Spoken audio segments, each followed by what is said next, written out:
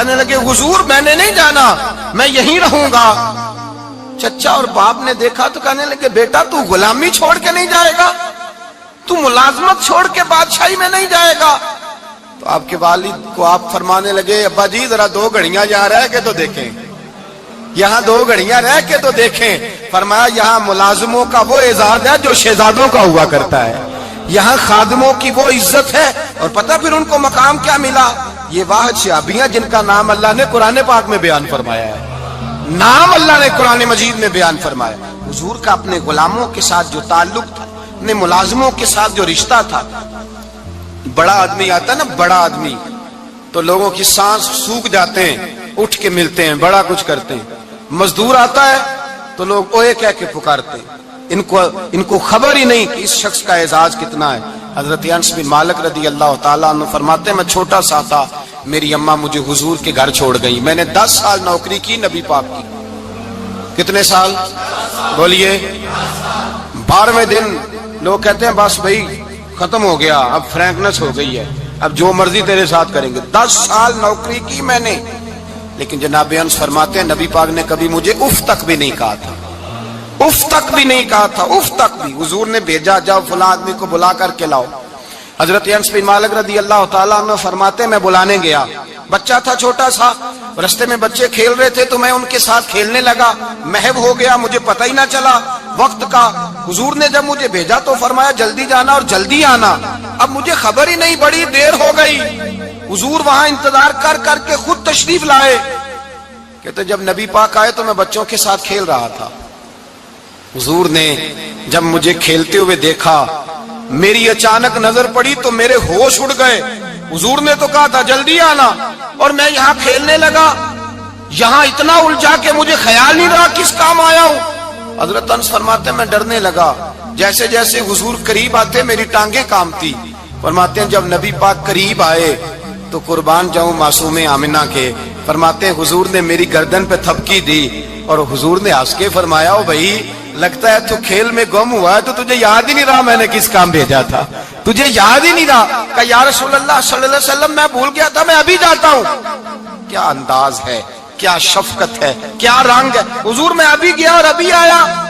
نبی پاک نے فرمایا نہیں یار تو کھیل میں خود ہی چلا جاتا، تو کھیل یہاں میں خود جاتا۔ یہ اعزاز، یہ فضیلت، یہ درجہ کس نے ذروں کو اٹھایا اور صحرا کر دیا، یہ کس نے قطروں کو ملایا اور دریا کر دیا، یہ کس کی حکمت نے یتیموں کو کیا در یتیم اور غلاموں کو دنیا بھر کا مولا کر دیا، یہ کس نے اتنا۔ میرے بھائی مزدور کو حضور نے اعزاز دیا، نبی پاک اپنے ہاتھ سے کام کرنے والے کے ساتھ اس نے سلوک کرتے، محبت کرتے، پیار کرتے۔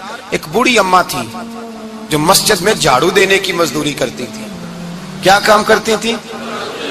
دعا کریں اللہ ہم سب کو مسجد کی صفائی کی توفیق عطا فرمائے۔ بوڑھی اماں تھی، مسجد کی صفائی کرتی تھی، نوکری کرتی تھی، بیمار ہو گئی۔ بخاری شریف میں موجود ہے اللہ کے محبوب صلی اللہ علیہ وسلم روز تیمارداری کرنے جاتے۔ ایک وقت ایسا آیا کہ دن میں 2 مرتبہ حضور تیمارداری کرنے جاتے۔ ایک شام نبی پاک نے فرمایا اس کا انتقال ہو جائے تو مجھے اطلاع کرنا۔ صحابہ کہتے ہیں رات کے وقت ان کا انتقال ہوا، ٹھنڈ کا موسم تھا، ہم نے حضور کو تکلیف دینا مناسب نہ سمجھا، ہم نے دفن کر دیا۔ سویرے اللہ کے حبیب نے پوچھا تم نے مجھے اطلاع کیوں نہیں دی؟ حضور سردی بڑی تھی۔ کون جاتا ہے مزدوروں کے جنازوں میں؟ کون جاتا ہے مزدوروں کے جنازے میں؟ یہاں تو اب جنازے بھی سیاسی ہو گئے ہیں، اب تو کوئی بہت بڑا امیر آدمی فوت ہو جائے تو وہاں رش ہوتا ہے، وہاں رش ہوتا ہے، غریبوں کا تو جنازہ بھی کوئی نہیں پڑتا۔ حضرت جناب سیدنا ابو ہریرہ رضی اللہ تعالیٰ عنہ فرماتے ہیں حضور نے فرمایا مجھے اطلاع کیوں نہیں دی؟ تمہیں اس کے اعزاز کا نہیں پتا؟ وہ مزدور تھی، مسجد میں جھاڑو دیتی تھی، تم نے خبر ہی نہیں دی؟ حضور وصال ہو گیا، فرمایا چلو مجھے بتاؤ قبر کہاں ہے؟ حضور سارا کچھ جانتے ہیں لیکن یہ ساری تمہید اس لیے بیان کی کہ ایک مزدور کی شان واضح ہو جائے۔ فرمایا بتاؤ قبر کہاں ہے؟ صحابہ کہتے ہیں ہم قبر پہ لے گئے تو میرے نبی نے فرمایا صفے بناؤ میں دوبارہ جنازہ پڑھاؤں گا۔ میں دوبارہ جنازہ نہیں ہو سکتا، اس وقت ہو سکتا ہے جب وارث نے نہ پڑھاؤ، پھر دوسرا جنازہ جائز ہے۔ وارث نہ پڑھے تو اس سے پہلے 20 جنازے بھی ہو جائیں تو جب وارث پڑھ لے پھر دوسرا جنازہ نہیں ہو سکتا۔ حضور نے دوسرا جنازہ اس لیے پڑھا ہے کہ حضور اپنی ساری امت کے وارث ہیں۔ नबी पाक सारी उम्मत के वारिस हैं। फरमाया पर बनाओ सफे, मैं जनाजा पढ़ाता हूं। मजदूर को एजाज दिया, प्यार किया। हजरत अब्दुर रहमान इब्ने औफ रदी अल्लाह ताला अन्हु फरमाते हैं, एक दिन मेरा दिल किया था कि मैं गरीब हो जाऊं। क्या हो जाऊं? आप अपने लिए दुआ ना करें, लेकिन हजरत अब्दुर रहमान इब्ने औफ के अल्फाज तो दोहराएं। वो क्या कह रहे हैं कि मेरा दिल करता था मैं अल्लाह, एक दिन मेरा, बड़े अमीर आदमी थे ना, सहाबा में सबसे ज्यादा अमीर, फरमाने लगे एक दिन मेरा दिल किया मैं गरीब हो जाऊं, गुर्बत पसंद कर लूं। असल में गरीब को अपनी शान का नहीं ना पता। इसे जिस दिन पता चल गया कि मैं गरीब की अजमत कितनी है, गरीब हर वक्त अपने आप को कोसता ही रहता है। और मैं अक्सर कहता हूं कि ये बड़े का कसूर नहीं कि उसने तुझे छोटा जाना है, ये तेरा कसूर है। तू एहसास कमतरी में क्यों मुब्तला हुआ? तूने अपने आप को छोटा क्यों जाना? तूने अपने आप को कमजोर क्यों समझा? तूने क्यों समझा कि मैं मजदूर हूं तो मेरी इज्जत ही कोई नहीं, मेरा मकाम कोई नहीं? क्यों तूने ऐसा समझा अपने लिए? हजरत अब्दुर रहमान, मेरे भाई याद रखें, जब गरीब को पता चले मेरी शान क्या है, मेरे नबी पाक ने फरमाया मैं गरीबों के बीच आया हूं, मैं गरीबों में रहा हूं, मेरे दाएं बाएं गरीब रहते हैं, और कयामत के दिन जब मैं जन्नत में जाऊंगा तो मेरे आगे पीछे गरीब लोग ही होंगे, मैं गरीबों के साथ मिलकर जन्नत में जाऊंगा। हजरत अब्दुर रहमान इब्ने औफ कहते हैं एक दिन मेरा भी दिल किया था, ये सबसे अमीर थे सहाबा में, और हुजूर ने फरमाया तू पक्का जन्नती है, पर सबसे आखिर में जन्नत में जाएगा, इसलिए कि जितना माल है उतना हिसाब भी तो देना है ना, पक्के।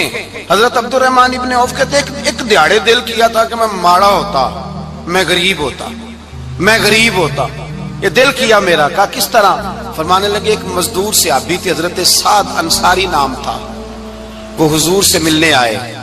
जब उन्होंने हाथ मिलाया ना नबी पाक से, तो हुजूर ने उनका हाथ थाम लिया। गरीबों कमाल कर दी मेरे मुस्तफा करीम ने, नबी पाक ने हाथ थामा, हुजूर ने हाथ, आपको इस बात की लज्जत नहीं आई शायद, नबी पाक ने हाथ थामा मजदूर का। मजदूर कहते मैंने छुड़ाना चाहा तो हुजूर ने पकड़ लिया दबा के, और जब थाम लिया तो मैं ठहर गया, मैं अपनी किस्मत पे नाज करने लगा। हुजूर ने मेरा हाथ खोला, कहते हाथ पे छाले थे, जगह जगह छाले बने हुए थे। तो नबी करीम सल्लल्लाहु ताला अलैहि वसल्लम ने हाथ खोल के फरमाया साद ये क्या हुआ?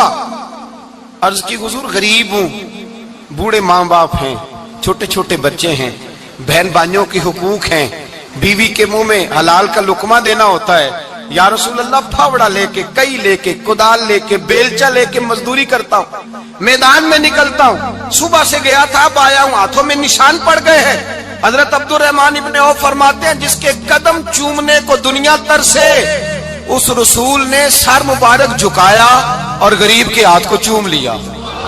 नबी पाक ने बोसा दिया और फिर फरमाया क्या?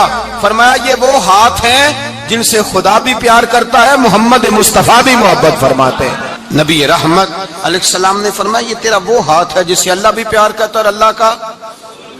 तो मजदूर को फिर नाज करना चाहिए कि परेशान रहना चाहिए? बोले ना, मजदूर को नाज करना चाहिए ना, उसको अपना हाथ खोल खोल के देखना चाहिए और उसे कहना चाहिए अल्लाह ने मुझे वो हाथ अता फरमाया जिससे रब भी प्यार करता है, मुस्तफा भी प्यार करते हैं। उसे तो एजाज समझना चाहिए, फजीलत जाननी चाहिए, उसे तो नाज करना चाहिए। अल्लाह तबारक व तआला ने मुझे ये एजाज दिया है। किसान जो खेतों में मजदूरी कर रहा है, वो मजदूर जो किसी फैक्ट्री में गया है, रिज़्क़े हलाल की तलाश में निकला है, उसे तो मेरे भाई नाज करना चाहिए, उसे तो खुश होना चाहिए कि अल्लाह ने मुझे ये फजीलत दी। तरसते हुए गरीब, जानबूझ के अपने आप को परेशान रखते हुए लोग अगर जान जाएं कि फजीलत क्या है, अजमत क्या है, और फिर गुलाम के साथ सलूक क्या करना है। एक यहूदी का बेटा नबी पाक की खिदमत करता था अक्सर, यहूदी का बच्चा, वो बीमार हो गया, रोज आता था, छोटे मोटे काम करता था, बीमार हो गया। हुजूर ने फरमाया चलो तीमारदारी करने चलते हैं। किसकी? जी, गुलाम की, नौकर की। यहाँ साहब कहते हैं 5,000 रुपया ले जाओ, वो बड़े एहसान के साथ 5,000 रुपया ले जाओ और दे आना, और उसे कहना सर्दी पूछ रहे थे तेरा क्या हाल है, वो बात खत्म हो गई। हुजूर बनफ्स नफीस गए और गरीब का घर था, वो यहूदी बाहर निकला जिसका बेटा बीमार था। तो कहता जब दरवाजे पे मैंने मुसलमानों के नबी को खड़े देखा तो मेरे पैरों तले जमीन ही निकल गई। मैंने कहा हुजूर मुझ गरीब की कुटिया में कैसे आए? فرمایا تجھے پتا ہے نا تیرا بچہ میری نوکری کرتا تھا یا کبھی بیمار ہو گیا میں تیمارداری کرنے آیا ہوں. وہ یہودی کہتا مجھے خیال یقین ہی نہ آئے کہ میرے گھر میں حضور تو امیر حرم میں غریب بے نوا تو کجا من کجا میرے گھر میں حضور آئے.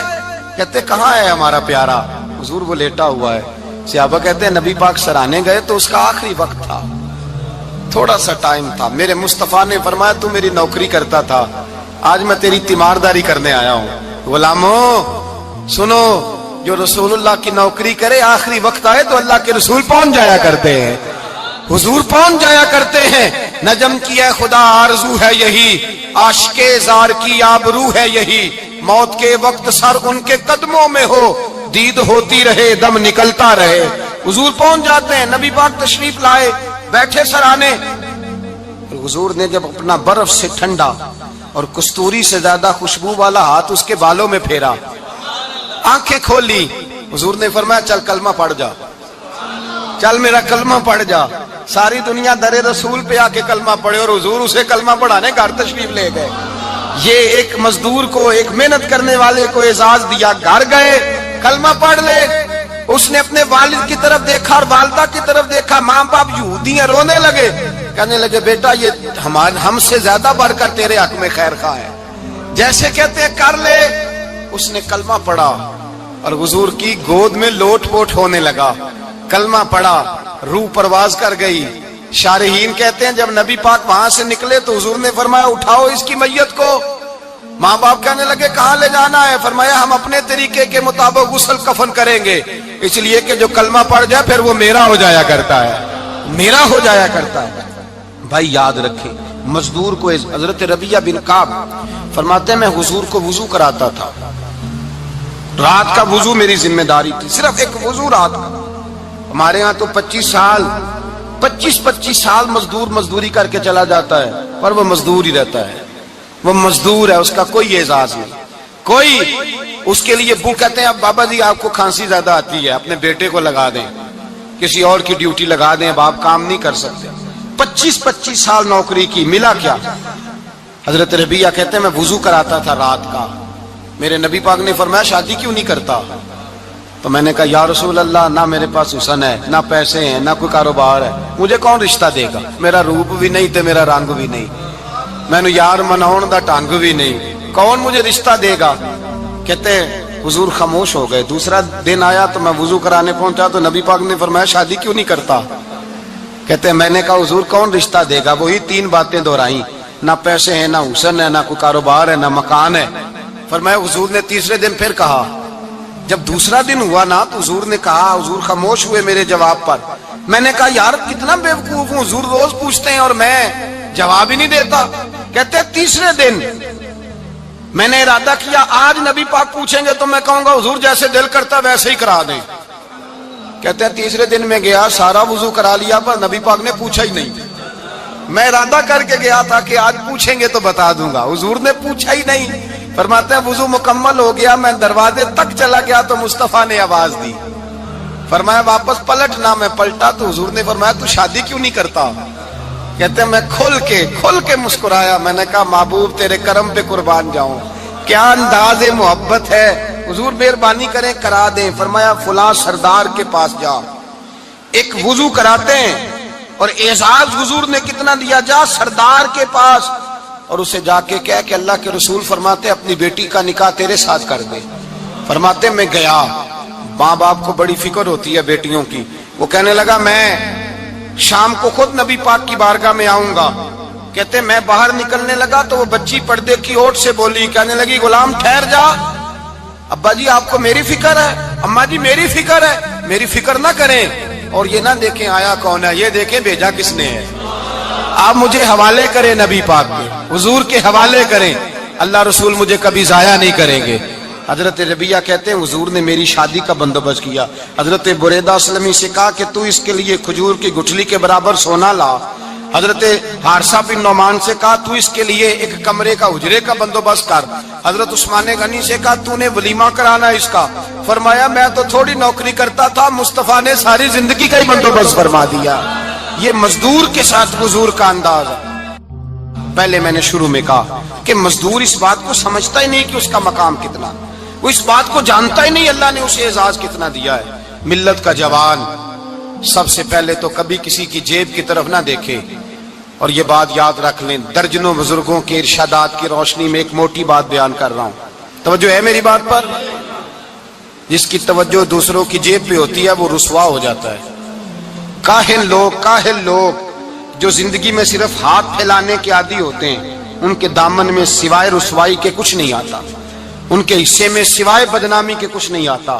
اور جو اپنی بازو کی قوت کے زور پر، اقبال کہتے ہیں اپنی دنیا آپ پیدا کر اگر زندوں میں ہے، سر آدم ہے ضمیر کن فکاں ہے زندگی، اپنے لیے خود جینا سیکھیں، ملت کے لیے کچھ کرنا سیکھیں۔ معاشرے کے اندر اس سے ادھار پکڑ کے اس کو دے دیا تو اس سے پکڑ کے اس کو دے دیا، 2 دن اس کے پاس چلے گئے لینے تو 4 دن اس کے پاس چلے گئے، کبھی کو دوست باہر سے آ گیا تو اس کے پیچھے بھاگنے لگے، چاپلوسی کرنے لگے، 2-4 جوڑوں کی خاطر، ایک موبائل کی خاطر، چھوڑیں اس دھندے سے باہر آئیں۔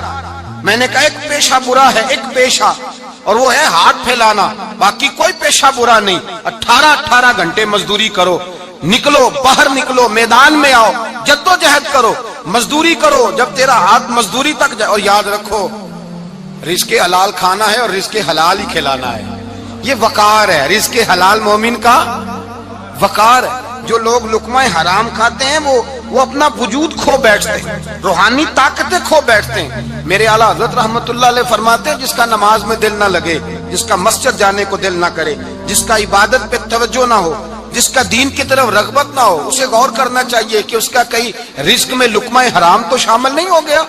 فرمایا جب لقمہ حرام شامل ہوتا ہے تو اللہ تبارک و تعالی معرفت کا نور چھین لیتا ہے، پھر انسان کی زبان سے تاثیر چلی جاتی، پھر اس سے سجدوں کی جو کیفیت ہوتی ہے وہ روٹ جاتی ہے، درود و سلام کے ذائقے نصیب نہیں ہوتے۔ میرے مصطفیٰ کریم صلی اللہ علیہ وسلم گزر رہے تھے، ایک آدمی دعا مانگ رہا تھا، یا رب یا رب یا رب یا رب کہہ رہا تھا۔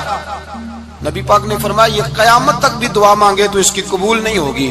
صحابہ نے کہا حضور آپ تو رحمت للعالمین ہیں اور آپ فرما رہے ہیں اس کی دعا قبول نہیں ہوگی۔ نبی پاک نے فرمایا اس لیے قبول نہیں ہوگی کہ جو کپڑے پہنے ہیں وہ بھی حرام پیسوں کے ہیں، اور جو اس نے کھایا ہے وہ بھی حرام پیسوں کا ہے، اور جو پیا ہے وہ بھی حرام پیسوں کا ہے۔ کیسے اس کی التجا اس کی بارگاہ میں قبول ہوگی جب یہ لباس سے لے کر خوراک تک اور خوراک سے لے کر مشروب تک ہر چیز ناجائز پیسے، تو معرفت کا حسن کیسے پیدا ہوگا؟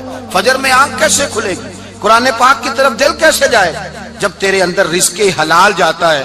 حضرت بایزید بستامی فرماتے ہیں تو محنت کر کے حلال کی روٹی کھا، وہ تیرے وجود کے اندر جا کے نور بن جائے گی، اور ایسا نور بنے گی کہ وہ روٹی تجھے صبح خود جگا کے بیدار کرا کے اللہ کی بارگاہ میں جھکا دے گی۔ رزق حلال کھائیں، محنت کریں، جدوجہد کریں۔ حاتم طائی بہت بڑا سخی تھا۔ کسی شخص نے ایک دن حاتم طائی سے پوچھا کہ تو نے کبھی اپنے سے بھی بڑا سخی دیکھا ہے؟ کہنے لگا ہاں میں نے اپنے شہر کا ایک بابا دیکھا تو مجھ سے بھی زیادہ سخی ہے، مجھ سے بھی زیادہ سخی، مجھ سے بھی زیادہ تھا، تجھ سے زیادہ؟ کہنے لگے میں نے سارے شہر کی دعوت پکائی، چھوٹے بڑے امیر غریب سارے آئے، دعوت پکائی سارے شہر کی، سب لوگ آئے، ہر آدمی کو میں نے بلایا، علماء کو، ادیبوں کو، شاعروں کو، تاجروں کو، صنعت کاروں کو، سب کو دعوت دی۔ میں نے سوچا کہ ذرا دیکھوں تو صحیح پلٹ کے کوئی رہ تو نہیں گیا جو آیا نہ ہو۔ چہرے پہ میں نے نقاب ڈالا اور میں باہر نکلا، ایک ضعیف بزرگ لکڑ آ رہا، جنگل میں لکڑیاں کاٹ رہا ہے۔ میں اس کے پاس گیا تو میں نے کہا بابا تجھے نہیں پتا آج حاتم طائی کی دعوت ہے، تو نہیں گیا؟ کہنے لگا بیٹا مجھے خبر آئی تھی، اطلاع ملی تھی پر میں نہیں گیا۔ تو کیوں نہیں گیا؟ کہنے لگے مجھے ہاتھ کی کمائی کر کے کھانے کا چسکا لگ گیا ہے، مزہ لگ گیا ہے ہاتھ کی کمائی کھانے کا، اب مجھے دوسرے کے دسترخوان پر ذائقہ نصیب۔ ہمارے معاشرے کا تو المیہ ہے، لوگوں کو لذت ہی دوسرے کے دسترخوان پہ آتی، مفت کی روٹی کا ذائقہ نصیب ہوتا ہے، مجھے اپنے ہاتھ کی کمائی کا ذائقہ لگ گیا ہے، اب میں وہاں نہیں جاتا۔ کہتے ہیں میں پلٹنے لگا تو بابے نے بلایا، کہنے لگا ادھر آ یار۔ میں گیا تو اس نے 5 آنے نکالے، کہنے لگا حاتم طائی کا جو بندہ لنگر پکانے والا ہوا نا یہ 5 آنے اسے دے دینا، حاتم طائی کو ضرورت نہیں میرے پیسوں، تو بڑا امیر آدمی ہے، یہ اس کو دے دینا 5 آنے لنگر والے کو، اور اس کو کہنا بڑے بڑے نیک لوگ آئے ہیں دعوت میں، 5 آنے میرے بھی شامل کر لیں، اور میرے ہاتھ کی کمائی چلو میری بھی روٹی کوئی کھا لے گا، کوئی اچھا آدمی میرے حصے کے میرے دیے ہوئے پیسوں سے لقمہ کھا لے گا تو اجر مل جائے گا. حاتم طائی کہتے ہیں میں نے کھینچ کے نقاب اتارا اور بابے کو کہا یار سینے سے لگ جا, میں تو مالدار ہو کے سخی ہوں, تو غریب ہو کے بڑا سخی ہے. تو غریب ہو کے بڑا سخی ہے, تیرے اندر اتنی خودداری عزت نفس. میرے بھائی جس کا ہاتھ پھیلا ہوا ہے اس کا سمٹے گا نہیں, جس کا ہاتھ پھیلا ہوا ہے اس کا سمٹے گا نہیں. جس آدمی نے, میرے نبی پاک صلی اللہ علیہ وسلم نے فرمایا, جس نے اپنی ذات پر سوال کا دروازہ کھول لیا اس نے اپنے اوپر فقر کا دروازہ کھول لیا. سوال کا مجھے دے دو, مجھے دو دو. کہ اسلام ایک پیشے کو ناپسند کرتا ہے اور وہ ہے مانگنے کا پیشہ, ہاتھ پھیلانے کا پیشہ, سوال کرنے کا پیشہ, اس کو ناپسند کیا ہے. باقی تو میرے حبیب پاک سید عالم صلی اللہ علیہ وسلم نے فرمایا اگر تو محنت کر کے روزی کماتا ہے تو پھر تو معمولی آدمی نہیں, پھر تو اللہ کا محبوب بن گیا ہے, پھر تو اللہ کا, پھر تو محبوب الہی ہو گیا ہے تو, پھر تو اللہ تبارک و تعالیٰ تجھ سے محبت فرماتا ہے. اگر تو محنت کرتا ہے, مشقت کرتا ہے, آگے بڑھتا ہے, روزگار کے لیے نکلتا ہے, پھر تو اللہ کا محبوب ہے. نبی کریم علیہ الصلوۃ والسلام نے مزدور کو جو سب سے بڑا درجہ عطا فرمایا, سب سے بڑا مقام عطا فرمایا, وہ یہ ہے. کسی صحابی نے پوچھا یا رسول اللہ صلی اللہ علیہ وسلم سب سے اچھا کھانا کون سا ہے؟ تو حضور نے فرمایا وہ کھانا جو بندہ اپنے دو ہاتھوں سے مزدوری کر کے کھاتا ہے, وہ کھانا سب سے اچھا ہے. فرمایا اللہ کے نبی حضرت داؤد علیہ السلام اپنے ہاتھوں سے مزدوری کرتے. اور پھر نبی کریم سید عالم صلی اللہ علیہ وسلم نے جو دین ہمیں عطا فرمایا, اس دین کو حضور نے کوئی پنڈتوں اور جوگیوں کا دین نہیں بنایا کہ تم بس غار کے اندر چلے جاؤ, اللہ اللہ کرو, میری طرف دیکھیے گا. یہ نہیں فرمایا کہ تم بس ٹھیک ہے آ جاؤ مسجد تسبیح پکڑ لو, کوئی اور کام نہ کرو, بلکہ حکم دیا ہے کہ کسب معاش کرو, محنت کرو, جد و جہد کرو, ہاتھ ہلاؤ. قرآن مجید فرقان حمید نے کہا وَجَعَلْنَا اللَّيْلَ لِبَاسًا, رات تمہاری پردہ پوشی کے لیے بنائی گئی ہے, رات تمہاری پردہ پوشی کے. وَجَعَلْنَا النَّهَارَ مَعَاشًا, اور فرمایا دن تمہارے رزق کمانے کے لیے بنایا گیا, جد و جہد کے لیے. حضرت عیسیٰ علیہ السلام کی ایک نوجوان سے ملاقات ہوئی تو فرمایا تو کیا کرتا ہے؟ کہنے لگا میں عبادت کرتا ہوں. تو فرمایا کھاتا کہاں سے ہے؟ کہنے لگا میرا بھائی کمائی کرتا ہے تو وہ مجھے اس میں سے حصہ دیتا ہے. تو آپ فرمانے لگے پھر تو عبادت گزار نہیں, تیرا وہ بھائی تجھ سے زیادہ عبادت گزار ہے, جو تیرے لیے یہ بندوبست کرتا ہے, جو تجھے یہ جد و جہد کر کے دیتا ہے, وہ تیرے لیے. حضرت عمر فاروق رضی اللہ تعالیٰ عنہ نے اپنے دور خلافت میں شوق دلایا صحابہ, محنت کرنے کا شوق. ہمارے معاشرے کے اندر لوگ دوسرے کی کمائی پر وقت گزارنا چاہتے ہیں, دوسرے کے مال پر نظر رکھتے ہیں. مجھے کچھ سسرال سے مل جائے, کچھ مجھے رشتہ داروں سے مل جائے, کچھ مجھے دوست احباب سے مل جائے, کچھ مجھے باقی جگہوں سے مل جائے.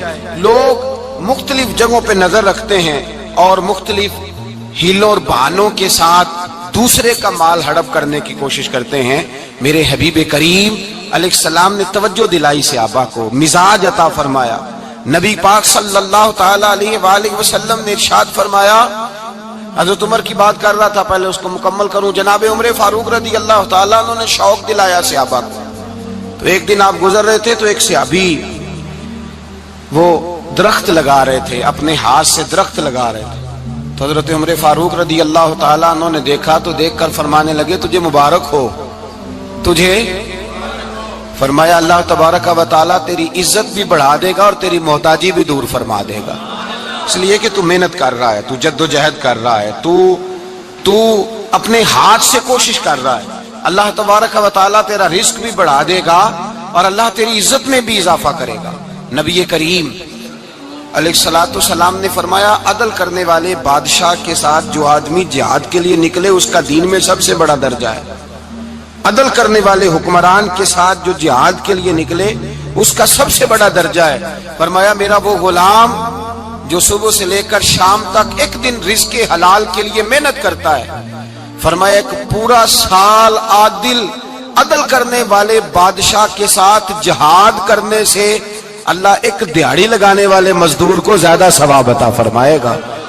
اللہ اسے زیادہ اجر دے گا، اس لیے کہ وہ جدوجہد کر رہا ہے، وہ کوشش کر رہا ہے، میدان عمل میں نکلا ہوا ہے۔ مزدور کو ایک تو کاہلی بڑی ہے، ہر چوتھا نوجوان جس کو ہم دیکھتے ہیں اس کو پوچھتے تو کیا کرتا ہے، کہتا کاغذ جمع کرائے ہیں باہر جانے کے لیے، تو سالوں بیت گئے، بس وہ نہ کاغذ نکلے نہ صاحب باہر گئے۔ بھائی کوئی کام کر لیں تو کہتے ہیں میرے ابا جی کو 2-4 کروڑ روپیہ دے دیں گے تو کچھ کر لیں گے، اگر نہ دیا تو پھر دیکھیں گے دائیں بائیں۔ اور اس ظلم نے، اس زیادتی نے گناہ کے دروازے کھولے ہیں، لالچ کے دروازے کھولے ہیں، قتل کے دروازے کھولے ہیں۔ اس گناہ نے رشتے ناتے توڑ ڈالے، لوگ کسی کی ذات سے تو پیار کر ہی نہیں رہے، جیب سے محبت ہو رہی ہے۔ لوگ دیکھتے ہیں کہ کون سا ایسا طریقہ اختیار کروں کہ بغیر کمائی کے میرے ہاتھ پیسے آئیں۔ اور خدا کے بندو یاد رکھو، اللہ تبارک و تعالیٰ فرماتا ہے دنیا تجھے کیا دے سکتی ہے، لوگ تو محتاج ہیں، تو محنت کر اور توجہ میری بارگاہ کی طرف رکھ۔ حضرت عمر فاروق فرماتے ہیں مصطفیٰ کریم صلی اللہ علیہ وسلم نے فرمایا جو توجہ اللہ کی جانب رکھے اور کوشش کے لیے نکل کھڑا ہو، اس طرح پرندہ سویرے بھوکا جاتا ہے، شام کو پیٹ بھر کے آتا ہے، اللہ اس بندے کو بھی پیٹ بھر کے روزی عطا فرمائے گا۔ حضرت حسن بصری رحمت اللہ علیہ تشریف فرماتے تو ایک نوجوان آیا، اس نوجوان نے کہا حضرت آج کے بعد میں نے فکر نہیں کرنی کام کاج کی، میں نے نہیں کوئی بھی توجہ کرنی کمانا کیسے ہے کھانا کیسے ہے، میری فکریں دور ہو گئیں۔ فرمایا کیا ہوا؟ کہنے لگا میں آج جنگل میں مزدوری ڈھونڈنے گیا تھا تو میں نے ایک عجیب انداز دیکھا ہے، ایک شیر نے شکار کیا، اس نے کچھ خود کھایا، کچھ اس نے بانٹا، کچھ تھوڑا سا شکار لے کے وہ گیا، پہاڑ کی چوٹی پر ایک لومڑی بیٹھی تھی، وہ لومڑی دونوں ٹانگوں سے معذور بھی تھی، آنکھوں سے اندھی بھی تھی، اس شیر نے جا کے اس کے منہ کے اندر وہ شکار ڈالا ہے اور لومڑی نے کھایا ہے۔ کہنے لگا جو رب اندھی اور لنگڑی لومڑی کو پہاڑ پر رزق دے سکتا ہے مجھے بھی دے دے گا، میں نے کوئی کام نہیں کرنا۔ تو حضرت حسن بصری رحمت اللہ علیہ فرمانے لگے کتنی چیزیں دیکھی تو نے، ایک شیر اور ایک لومڑی۔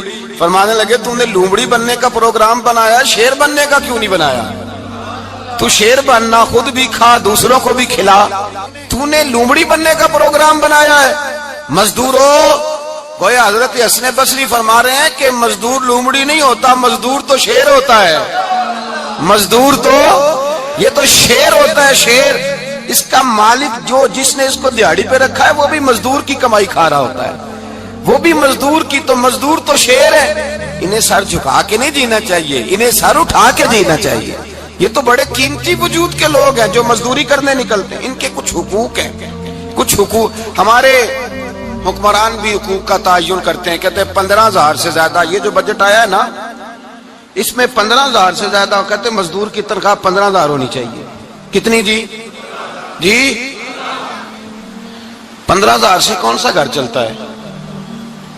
ویسے مولویوں کی بھی اتنی ہے، اور میرے خیال ہے کم مولویوں کی 15,000 ہے، 10 کے قریب ہی ہے، اور اس کو بھی کہتے ہیں کہ تو بڑا کھاتا ہے، ارادہ ہے عید کے بعد تجھے چھٹی کرا دی جائے، بڑے خرچے ہیں تیرے مولوی۔ 15,000 روپیہ تنخواہ مزدور کی، گزارا ہوتا ہے؟ آؤ میں تمہیں وہ اس بارگاہ پہ لے جاؤں جس نے سب کو شان عطا فرمائی ہے۔ حضرت ابوبکر صدیق رضی اللہ تعالیٰ عنہ خلیفۃ المسلمین بنے، خلیفہ بنے تو سویرے جس رات خلیفہ بنے سویرے سر پہ ٹوکری رکھی، منڈی کی طرف جا رہے ہیں۔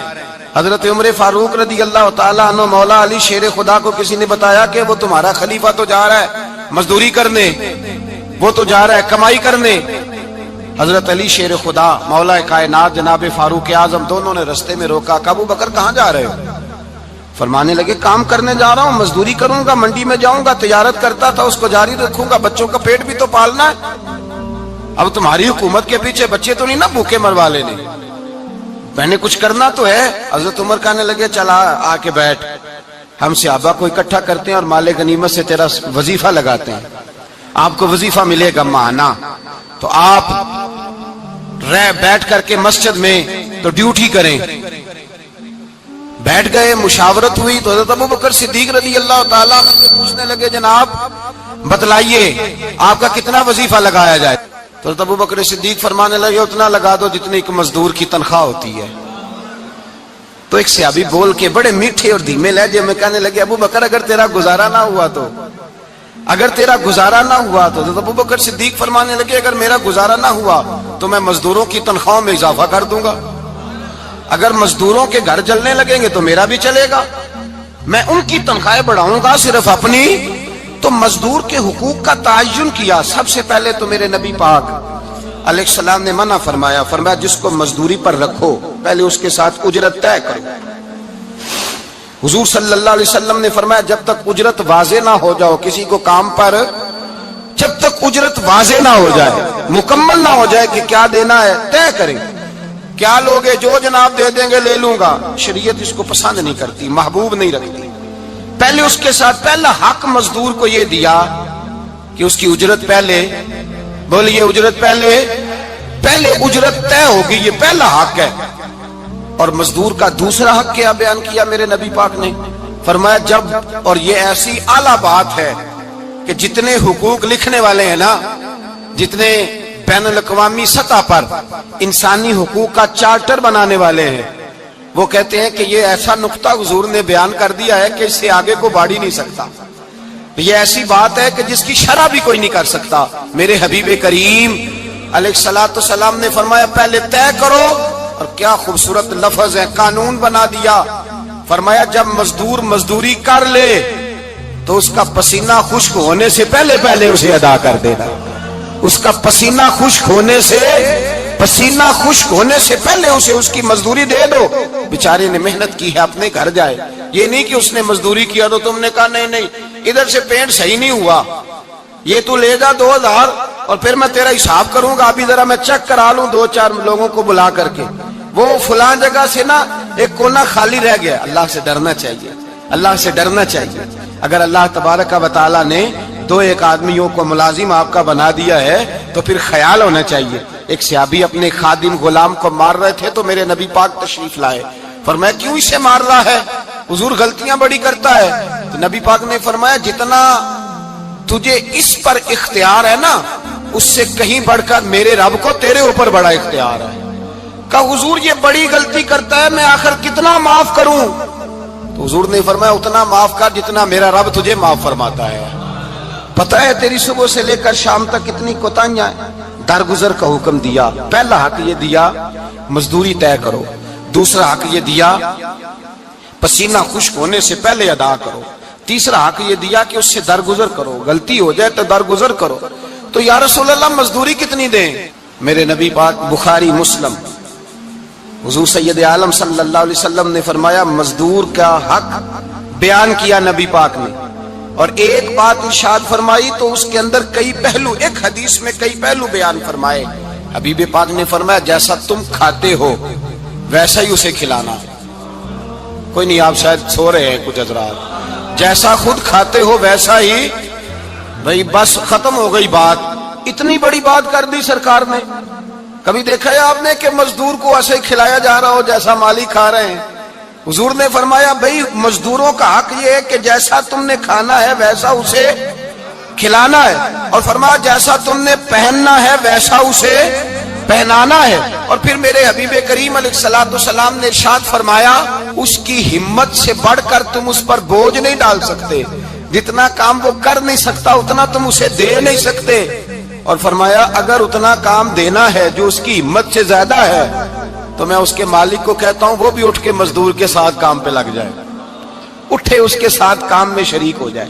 مزدوری کا بھی تعین فرمایا، اور پھر اس کو کام کس مقدار کا دینا ہے، مزدور کو کس قدر زیادہ اس پر بوجھ ڈالا جائے گا، یہ بھی مصطفیٰ کریم نے بیان فرمایا۔ فرمایا جو لا یکلف اللہ نفسا الا وسعها، اللہ بھی تم پر وہ بوجھ نہیں ڈالتا جو تم اٹھا نہیں سکتے، تو کسی مزدور کو تم ایسا کام نہیں بتاؤ گے۔ حضرت عثمان غنی رضی اللہ تعالیٰ عنہ ایک دن حضرت عمر فاروق سے کہنے لگے عمر بس کر دے یار، تیرے بعد بھی تو لوگوں نے خلیفہ بننا ہے، کیسے کوئی تیرے رستے پہ چلے گا؟ تو حضرت عثمان غنی سے جناب عمر کہنے لگے کیا ہو گیا؟ آپ فرمانے لگے کل میں دیکھ رہا تھا کہ لوگ باغ میں مزدوری کر رہے تھے اور آپ امیر المومنین ہو کے ان کا ہاتھ بٹا رہے تھے، ہاتھ بٹا رہے تھے۔ تو حضرت عمر کہنے لگے بوڑھے تھے، بیمار تھے، مزدوری کر رہے تھے تو پسینہ بہہ رہا تھا، کیا ہو گیا اگر تھوڑا سا میں نے ساتھ دے دیا؟ حضرت جناب سیدنا فاروق اعظم یہ لفظ کہتے ہوئے رو پڑے۔ آپ فرمانے لگے میں کسی بادشاہ کا شہزادہ نہیں، میں بھی اسی باپ کا بیٹا ہوں جو اونٹ چرا کے گزارا کیا کرتا تھا. میں نے آگے بڑھ کے لوگ حیثیت بھول جاتے ہیں، اپنی حیثیت بھول جاتے.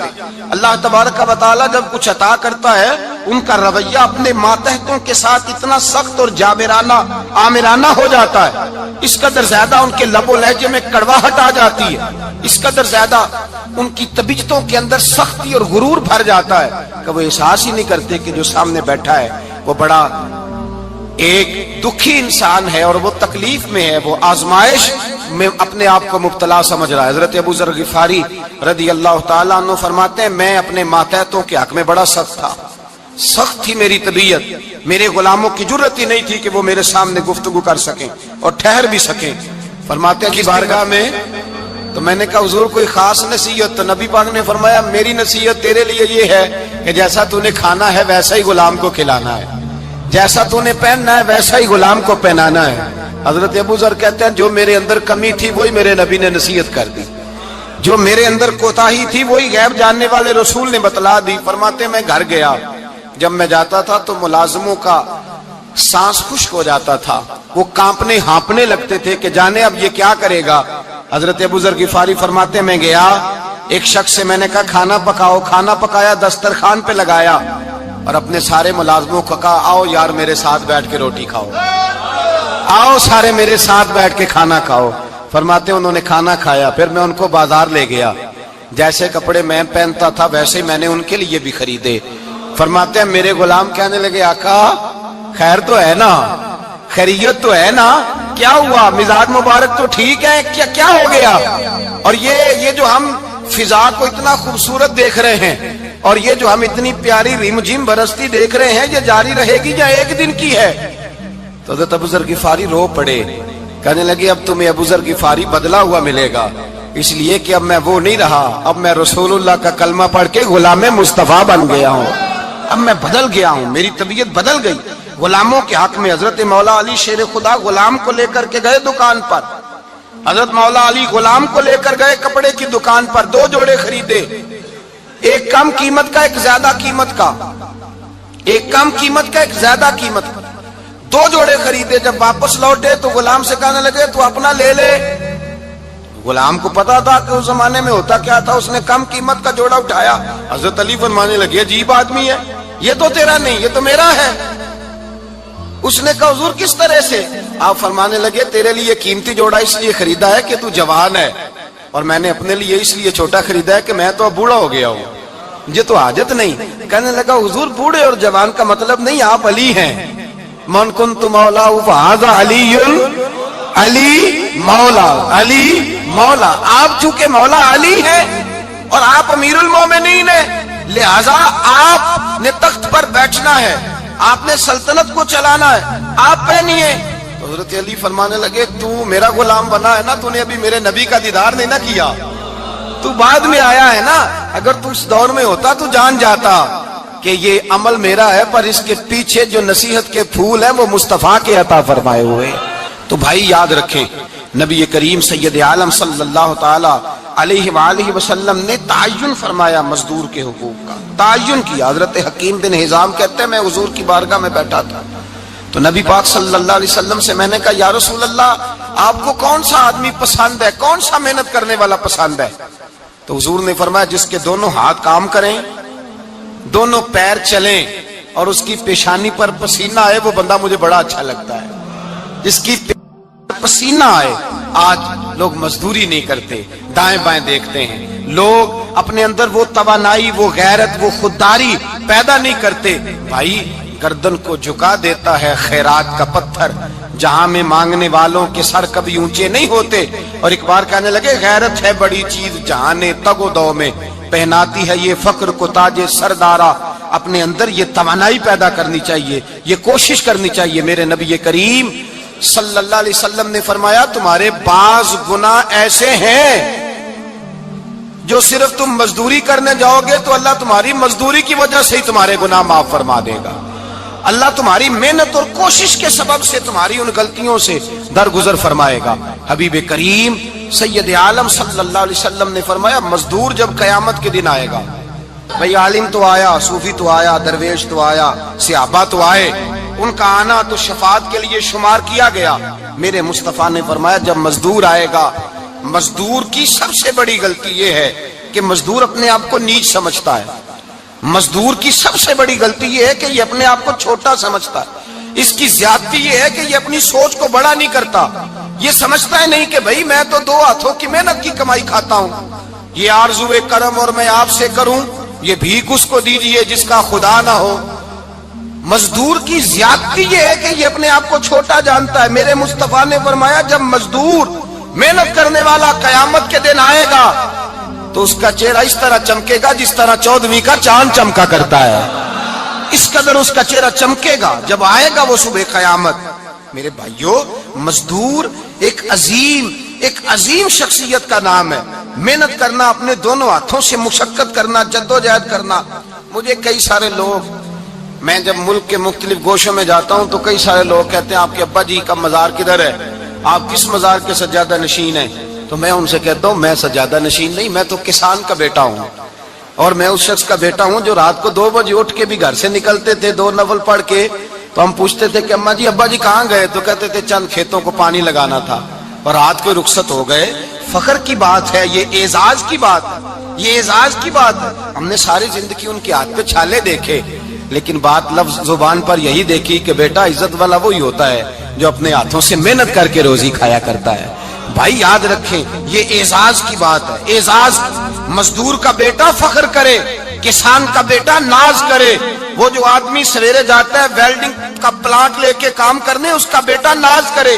وہ جس کا باپ پھاوڑا چلاتا ہے، چھینی چلاتا ہے، تھوڑا چلاتا ہے، وہ ناز کرے. اور مزار صرف ان لوگوں کے نہیں ہوتے جو اللہ اللہ کرتے ہیں، ہو کرتے ہیں، وہ تو قابل اعزاز ہے اللہ کے بندے، ان کے بھی مزار ہوتے ہیں. مزار وہ بھی ہوتا ہے جس کو میرے مصطفیٰ نے فرمایا القاسب حبیب اللہ، جو محنت کرتا تھا، ہاتھوں سے جدوجہد کرتا تھا، وہ بھی تو اللہ کا دوست ہے نا، اس کا بھی تو مزار ہے نا، اس کی بھی تو قبر پر انوار ہے جو اللہ کا محبوب ہو کے گیا. تو بھائی اپنا اعزاز جانے، سمجھے اس بات کو. میرے مصطفیٰ کریم صلی اللہ علیہ وسلم مزدور کو عزت دیتے، وقار دیتے، اور جو حضور کے گھر میں خادم ہوتے ان کی ناز برداری کرتے. ہمارے گھر میں جو بی بی برتن دھوتی ہے وہ ہمارے ساتھ بیٹھ کے روٹی نہیں کھا سکتی، اس کو یہ اجازت نہیں ہوتی. ہمارا جو مزدور ہوتا ہے نا، ایک صاحب کہنے لگے یہ بچہ میرے پاس کام کرتا ہے، اس کے ابا جی بھی کرتے تھے. تو میں نے کہا اس کا مطلب یہ ہے کہ تم نے آگے نہیں بڑھنے دیا، تم نے کہا مزدور ہی رہنا ساری زندگی، یہی رہنا میرے پاس، آگے نہ بڑھنا. میرے مصطفیٰ کریم سید عالم صلی اللہ علیہ وسلم کے پاس جو لوگ کام کرتے تھے، محنت کرتے تھے، مشقت کرتے تھے. ہمارا ملازم ڈرتا ہے، کامتا ہے، وہ بات کرتا ہے تو صاحب جی کہتے کہتے زبان تھکتی ہے، 100 دفعہ موڈ کو دیکھتا ہے، گالیاں کھاتا ہے بیچارہ، اس کی عزت نفس کو اچھالا جاتا ہے، اس کو رسوا کیا جاتا ہے، اور وہ بیچارہ رات کو رضائی میں منہ دے کے روتا ہے کہ یار میرے نصیب صرف اس لیے کمزور ہیں کہ میں غریب کے گھر میں پیدا ہوا ہوں. ہم احساس نہیں کرتے، اور مزدور کو کبھی موقع مل جائے جان چھوٹنے کا تو بھاگ جاتا ہے. ہمارا کردار اور اخلاق ایسا نہیں ہوتا. حضرت زید بن حارثہ رسول اللہ کے غلام تھے، نبی پاک کے گھر میں جھاڑو دیتے تھے، برتن مانجتے تھے. یہ بچپن میں اپنے قبیلے سے گم ہو گئے تھے، کسی نے اغوا کر کے لا کر کے بیچ دیا، گم ہو گئے تھے. حضور کی بارگاہ عالی مرتبت میں لائے گئے. حضرت زید بن حارثہ سارا دن کام کاج کرتے. کوئی آدمی آیا ان کے علاقے کا، مکہ مکرمہ، ان کو پہچان کر واپس گیا ان کے قبیلے میں اور جا کے بتلایا کہ تمہارا بیٹا تو محمد ابن عبداللہ صلی اللہ علیہ وسلم کے پاس. اس وقت حضور نے بھی اعلان نبوت نہیں فرمایا تھا. ان کے والد حارثہ چچا لینے آئے اور نبی پاک کے پاس آئے تو 2 تھیلیاں شرفیوں کی بھر کے لائے. کہنے لگے حضور یہ پیسے لے لیں، 2 تھیلیوں میں پیسے ڈالیں، دینار ہے، درہم ہے، حضور لے لیں، ہمارا بیٹا دے دیں.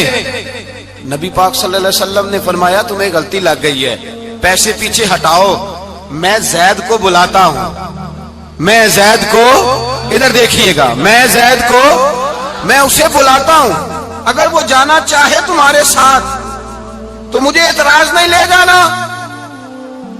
چچا اور باپ کہنے لگے آپ عجیب بات کرتے ہیں، وہ غلامی چھوڑ کے نہیں جائے گا. آپ عجیب بات کرتے ہیں، وہ مزدوری چھوڑ کے بادشاہی اختیار نہیں کرے گا. ہم کھاتے پیتے لوگ ہیں، اس کی ماں ترس گئی ہے اس کو ملنے کو، بہنیں روتی ہیں، وہ جائے گا نہیں. میرے حبیب نے فرمایا تم نے ابھی یہ ذائقہ چکھا نہیں، تمہیں اس کا پتہ نہیں. تو میں بلاتا ہوں, اگر جانا چاہے تو پیسوں کی ضرورت نہیں, لے جانا. حضرت زید کو پیغام دیا, آئے. حضور نے فرمایا وہ تمہارے والد کھڑے ہیں, وہ چچا ہیں, لینے آئے ہیں. جناب زید گئے, باپ کے گلے سے لگے. بچھڑے ہوئے باپ بیٹا ایک دوسرے کو مل کے کھل کے روئے. کہا بیٹا تیری ماں کی آنکھیں پتھر ہو گئی تیرا رستہ دیکھ کے, تیری بہنیں ترستی ہیں تیرے چہرے کے دیدار کو. بیٹا وہ گلیاں بھی روتی ہیں جن میں تو کھیلا کرتا تھا, پر اب فکر کی بات کوئی نہیں, اب کوئی پریشانی نہیں, میں پیسے لایا ہوں تجھے لے جاؤں گا.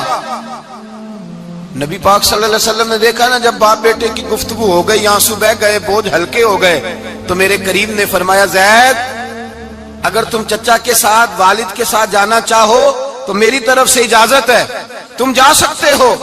یہ لفظ کہے تو جناب زید دوڑ کے حضور کے قدموں میں آ کے بیٹھ گئے, حضور کے قدموں میں بیٹھ گئے. اور گویا فاضل بریلوی علیہ رحمہ نقشہ بیان کرتے ہیں, کہنے لگے تیرے قدموں میں رہوں غیر کی ٹھوکر پہ نہ ڈال, میں جھڑکی